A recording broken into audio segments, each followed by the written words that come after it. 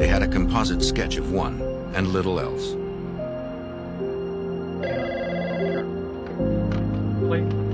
Then, on December 31st, the investigators received a call. A Mesa, Arizona detective had been told that a local woman had information about the crime. Okay, thanks. The background check showed that the woman had a suspended license.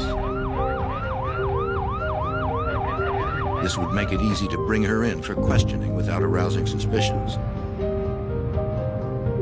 The FBI asked local law enforcement to pick her up on the suspended license charge.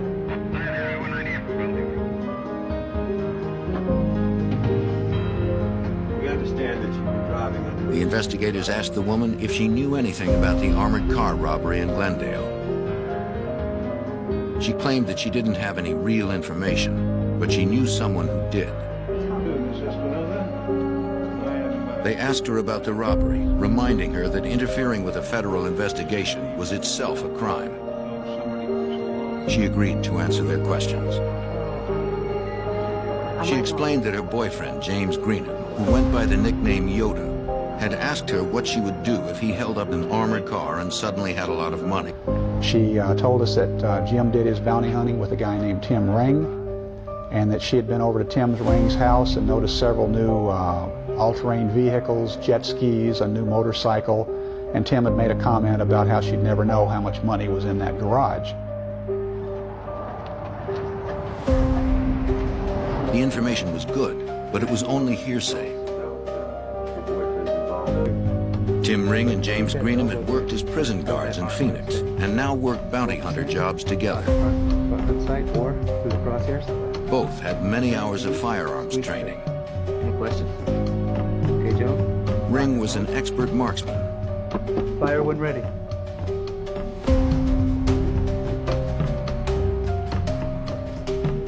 Pursuing bounty hunters would be dangerous.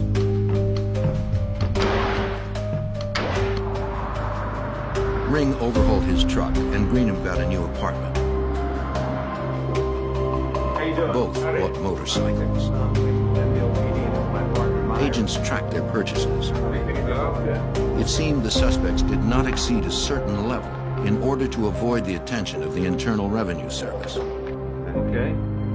And they always seemed to be careful whenever they spent their money to stay under the $10,000 limit, knowing that if they spent more than that in cash, the expenditure would be reported by the businesses to the IRS. They still didn't know who the third partner was. Glendale detective Tom Clayton hoped surveillance would spot the three meeting somewhere. They got a tip from an associate of their two main suspects. Bounty hunter Michael Sanders said that he had cased armored cars with two other men. He believed those men did the Glendale hit without him. Angry at being cut out of the deal, he decided to talk. He gave FBI Special Agent Ron Myers a lead on the third perpetrator. Sanders came forward to tell us that he thought that Tim Ring and Jim Greenham were involved in this armored car robbery, and that an ex-Phoenix police officer named Fergie, who worked for a camera shop in the Paradise Valley Mall, might be the third man. They saw that the ex-cop met often with the other suspects and was also spending a lot of cash. Agents believed they had identified the three men responsible for the robbery and murder. The investigation was affected by the three suspects having law enforcement training because we knew that they were going to cover evidence, and they were also known to have firearms training, which made them dangerous to the surveillance officers.